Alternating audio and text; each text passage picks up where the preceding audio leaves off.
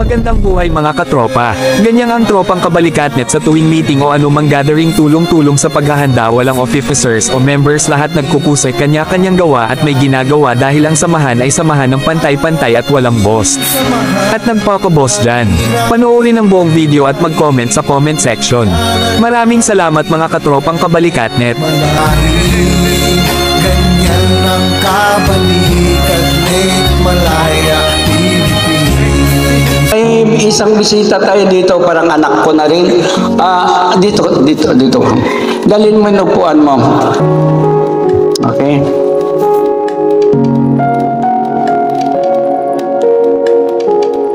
Hapon po sa inyo lahat, no? At maraming salamat po sa kabalikat sa pag-imbita po sa akin dito. Akala ko nga po mag-offer ako ng networking dito ngayon kasi ang dami nyo po, no? So hindi po yun ang pag-uusapan po natin. Ang pag-uusapan po natin ngayon is insurance. Kasi nga po kayo mga volunteers na pag mayroong tao nangingi ng tulong is kayo ang nilalapitan. Paano po pag kayo na po ang mangailangan ng tulong? So nilapit ko po kay Tatay Haji na magkaroon sana tayo ng insurance. Accident insurance lang naman po ito. So, let's say lahat na may mangyayari sa atin, hindi na po kabalikat ang mag-shoulder ng gastos. Ang magagastos po nun, this is yung insurance na po. Accident, it means lahat po ng mangyayaring accident sa atin, like, for example, nabagok tayo, nasagasaan tayo, nahulog tayo sa hagdan o sa establishmento. Sagot na po ng insurance yon. So, ano po yung kagandahan ng insurance po, no? Yun nga po, aside po sa hindi na po kayo gagastos, hindi na po kayo malinimo sa manghihingi sa mga kailangan, sa mga kakilala po ninyo dun sa mga medical na kailangan. Basta po ang kailangan lang po namin is resibo at kung meron po tayong police report, mas maganda para po pag binigay po natin sa insurance po yan, is may reimburse po natin yung mga nagastos po natin. Okay, ano po yung coverage ng insurance po na ino-offer po namin? 24 hours coverage po. It means kahit saan pong lugar kayo, sa trabaho man, sa bahay, kasi aksidente po hindi natin masasabi kung saan mangyayari. Tama po ba? Yun. So hindi po natin siya inaasahan na mangyari sa atin. So 24 hours po, kahit po saang lugar. Yun po. Covered din po tayo pag acts of nature, yung ibig sabihin yung mga kalamidad na baha, na let's say nasunugan, lumindol, covered din po tayo niyan. Okay po? Pag meron pong nag-riot, strike, napadaan po kayo, biglang nag-riot, kung napapadaan po kayo sa Medjola, ganyan, pag nabato po kayo, okay, bigla kayong nabaril, nasugatan kayo, yun po, covered din po kayo niyan. Pag na suffocation by smoke, kunyari, let's say, nasusunog po yung establishment, no? Establishment, minsan nasusuffocate po tayo, covered po tayo niyan. Okay? Animal bites, wag lang po yung mosquito tsaka rat, hindi po natin mako-cover dyan. Pero kagat ng aso, kagat ng pusa, mako-cover po tayo. Okay, basta yung nagkasakit po, hindi po natin mako-cover. Kasi po health insurance na po yung covered nun. Sabi po kasi is accident. The good thing is, kahit may sakit ka na sa puso, pwede ka namin mako-cover. Kasi nga, accident yung kino-covered namin. Unlike po kasi sa health insurance sa may mga health insurance, kunyari may sakit na sa puso, hindi po nila mako-covered yun Kasi po, existing na po yung conditions nila. Yun po yung pagkakaiba po ng accident sa health. Next, ambulance expense po. Ibig sabihin, kunyari, ako si client, na-aksidente ako, pupunta ako sa hospital, may ambulance po tayo na gagamitin.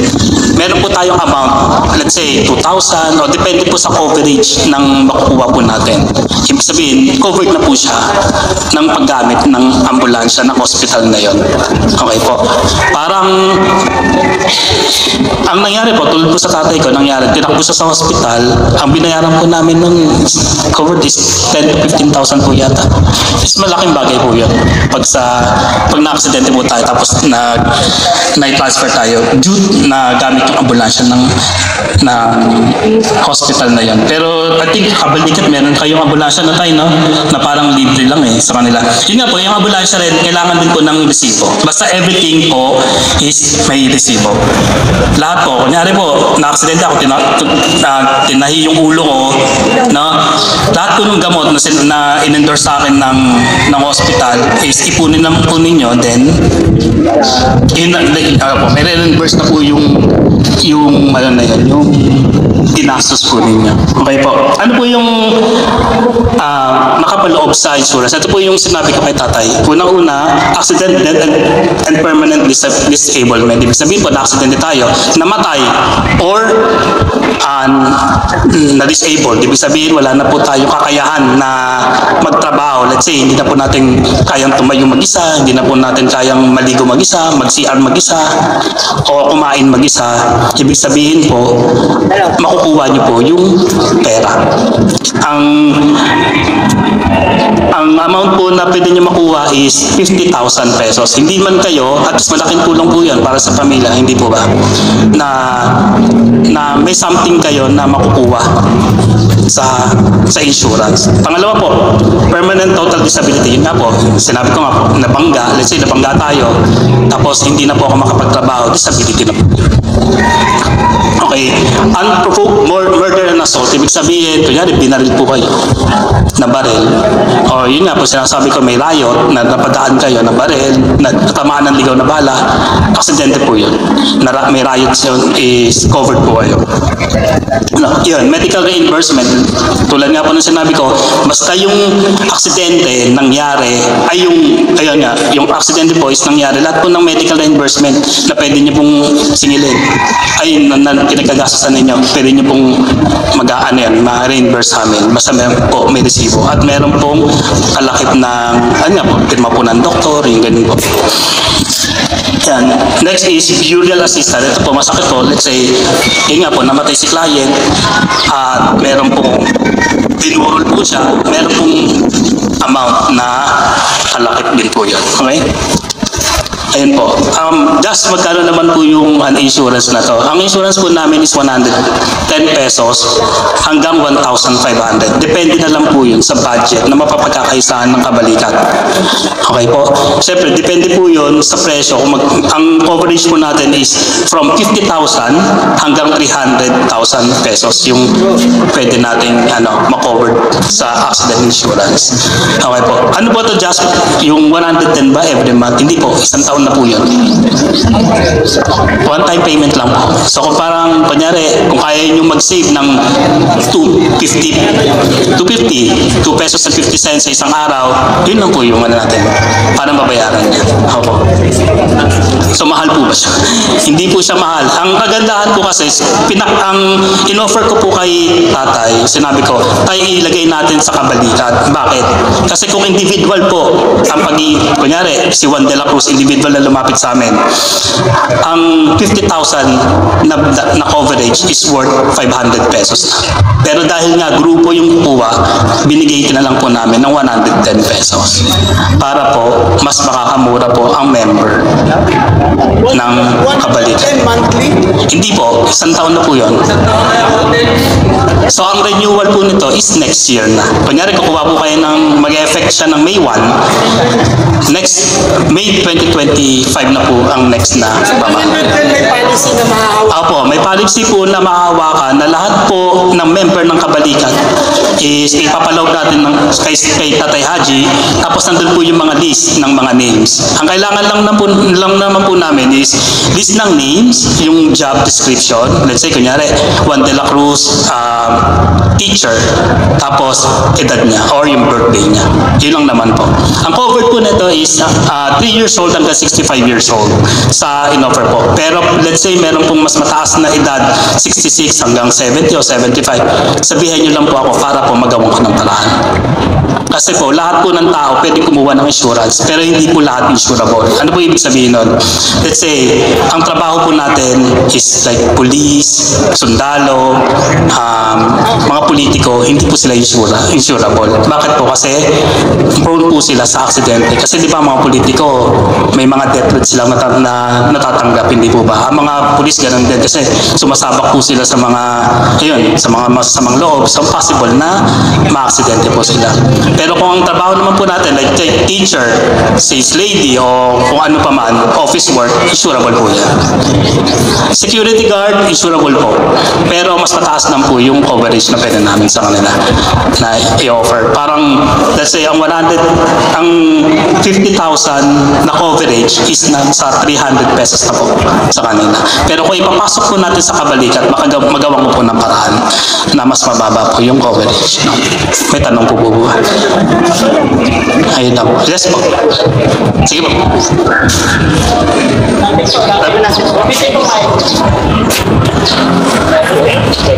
Hindi po ba pwede yung kagawad? Ang mga barangay officials, pwede po. Ang mga, katulad po ng ginawa namin sa mga ibang barangays like sa NCR, saka ngayon po sa Laguna, is lahat po ng mga barangay officials, kinovered po namin. Street sweepers, kasi po, hindi naman po sa meron po ako isang kliyente na baril po siya. Nung election lang. So, imbis na yung barangay po ang tumulong sa kanila, yung insurance na po yung nagbayad. Ang nakuha niya po is 200,000. Hindi naman niya nakuha, yung pamilya po is nakuha is 200,000. Yung 200,000 na to is a big thing para po sa mga pamilyang naulila. Hindi na po problema yung pagburol, yung paglibig. At least may something po na nakuha. Yes po.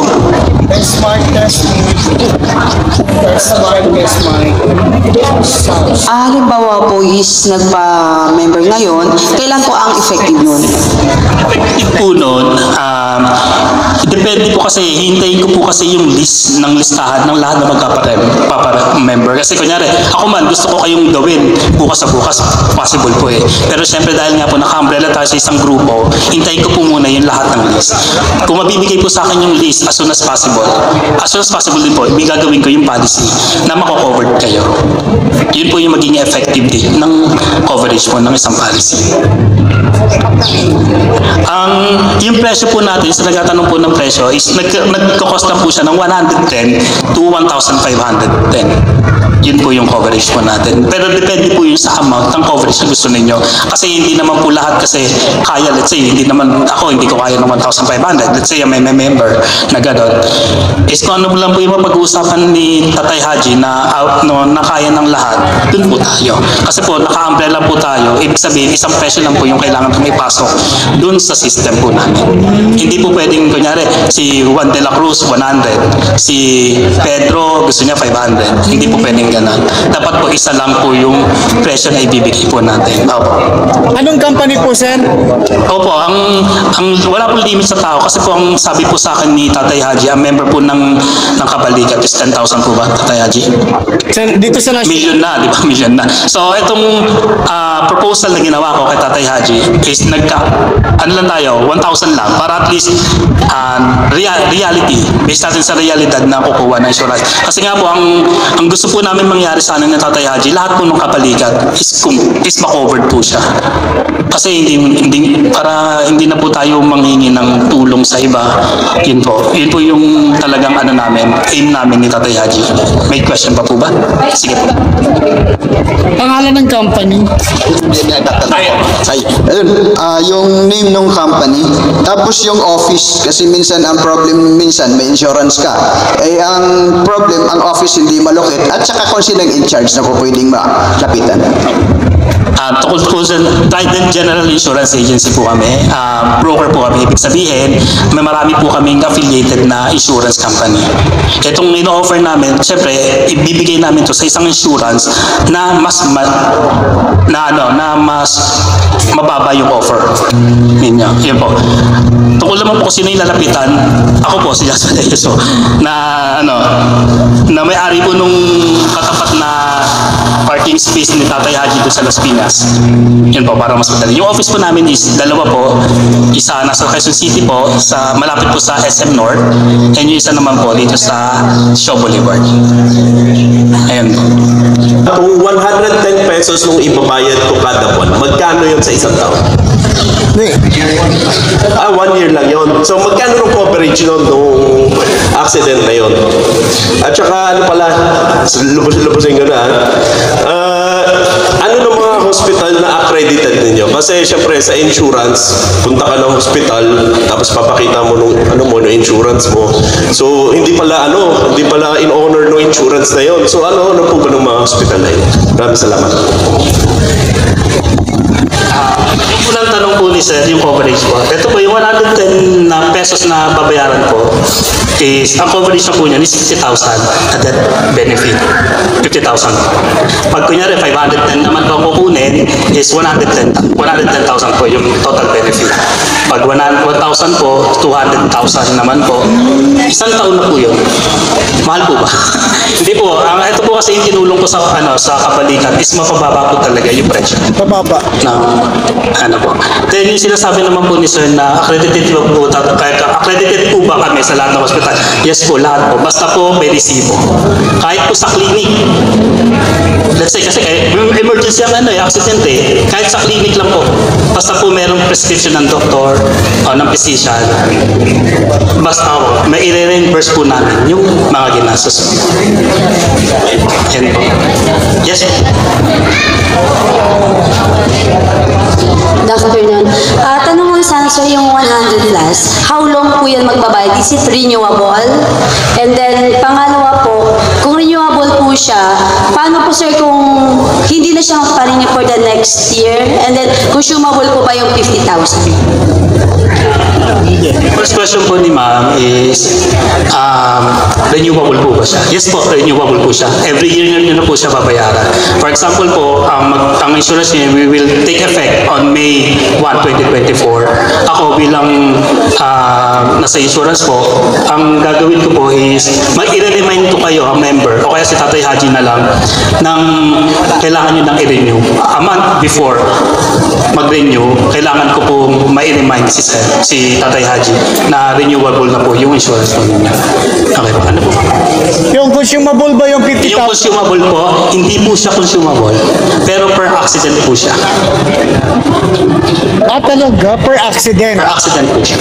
So kung nahulog ka sa hagdan, nabuhay ka, lumabas ka sa bahay, nabaril ka doon, so pareho makukuha mo yun ng 50,000. Malas naman po natin kung pala aksidente po tayo, wala naman po siguro. Wala naman po tao, pero nangyayari po kasi yan eh, di ba? So 50,000 per accident. Per accident. Ang 110 annual. Annual. Okay. Then, ito po, dahil nga po malapit sa puso ko ang kabalikan. Meron po akong isang proposal kay Tatay Haji. Sir, saglit lang sir, bago dyan. Paano kung after 2 years nag-suicide ka? Ay, ang suicide po is hindi po siya. Okay. Hindi sa accident. Hindi po siya Naglinis ng baril, pumutok. Ay, yung naglinis ng baril at pumutok, po siya, under po siya ng investigation. So kasi aksidente pa rin siya. Hindi mo naman siya sinadya. Diba? So, sa mga ganong situation po, charge to investigation po ang mangyayari. Then, kaya po sinabi ko kanina, may police report para po, at least, mas malakas po yung evidence natin na makakuha tayong claims. Pero, Susan, wag na po. Ito yung term na yun. May mga katangahan tayo diba, sa buhay. Pag yung mga katangahan po, minsan hindi po siya nakocovered eh. Let's say, kunyari, nagbutot po tayo. Hindi po tayo nag-helmet. Ngayon, sa law natin, kailangan po may helmet. Di ba po? So, yun po yung sinasabi po namin na dapat maging maingat ng po tayo. Then, ito po yung isang proposal ko kay Tatay Haji na yung ang coverage po na kinuha, yung total premium is 510. Meron po siyang kasama, yung 510 and up. Yung 510, 1,010 at 1,510. Meron pong kasama na isa sa mga beneficiaries nyo. Kunyari ako, may anak ako, na-aksidente rin siya, meron din siyang coverage. Na hindi na siya magbabayad ng additional premium. Kunyari, may asawa, si Juan de la Cruz, asawa ni Maria. Si Maria, kahit hindi na siya kumuha, may coverage pa rin siya. Hindi naman ganun kalaki, pero at least meron. Kunyari po, total sum insured niya is 30,000. 30,000 is something din po. Namatay yung asawa, may makukuha po na 30,000. Sa burial naman po, namatay, sa medical expense po, wala pong burial eh. Sa medical expense po na, kunyari, yung asawa is na aksidente, may makukuha po siya na 5,000 pesos assistance. Then, kung ang kukunin po ng kabalikat is mas mataas po, let's say 510, baka po pwede pong i-request yung sinasabi ni Sir na, namatay dahil dun sa health issues. Baka pwede po natin lagyan. Palagyan ko na at least 5 hanggang 10,000. Depende po. Basta po nakasulat dito. Pwede po natin kasi i-request yun. Sir, nung pag mga nung naputulang ka ng paa, ayan, tapos pangalawa nung nagkaroon ka ng physical disability dahil na-accident again, meron bang matatanggap ang insured? Isa tanong po ni Sir na, kunyari, naging disabled siya dahil nga sa aksidente. As I said po, meron po siya makukuha. Ayun po, nakalagay permanent disablement. Kunyari, wala na talaga kakayahan si client na magtrabaho. Diba? Kunyari, 6 months, wala na po siyang, hindi na po niya kaya talaga magtrabaho. Bibigay po yung sum insured, which is 50,000 o 100,000. Makukuha po yun. Sir, yung pangalawang tanong po ninyo is na yun, nataputulan kasama rin po. Magkakaroon po tayo ng policy kung ano po yung mga kasama naputulan ng kamay, ng paa, meron din po yun. May mga percentage po kasi, sir, dun sa mga sa coverage po natin. Meron po bang tanong? Clear po ba? At hope na maliwanag. 63 na ako, pwede mo mapag-member yan. Hanggang 65 years old po yung nandito sa offer. Pero kung mas mataas po, sabihin niyo lang po sa akin. Kasi titingnan ko po kung ano yung kailangan kong may tulong sa mga ka-member ng kapalitan. Hanggang 75, tingnan po natin kung ano yung kaya kong may offer. Sir, gano'n po katagal ang proseso pag mag-reimburse? Reimburse, ganito po, ang reimbursable naman po, basta kompleto na po yung documents nyo. Minsan kasi nga, dahil nga broker po kami, minsan kami na po yung nag-shoulder. Para hindi na po maghintay. Kami na po ang maghihintay dun sa insurance provider ng pera. Kunyari, si Juan de la Cruz na aksidente, meron po siyang ginastos na let's say 10,000 pesos. Basta lahat po ng resipong binigay po sa amin at claimable na po yung ginastos ni client, minsan kami na po yung nag-shoulder. Yan po. Basta po yung word na claimable, yun po yung yung pinanghawakan po natin. Kami na po yung nag-release ng nagastos po ni client. Yes po. Maraming salamat po ulit sa kabalikan. Para sa karagdagan kaalaman tungkol sa insurance offered, ito ay 120 pesos sa isang taon with ID. Nasa likod ng insurance ID ay naka-indicate ang coverage benefits neto. Bumisita sa headquarter or call Tatay 01 to confirm. So total payment should be new ID ng Kabalikatnet ay 250 plus insurance 120 total ay 370 pesos.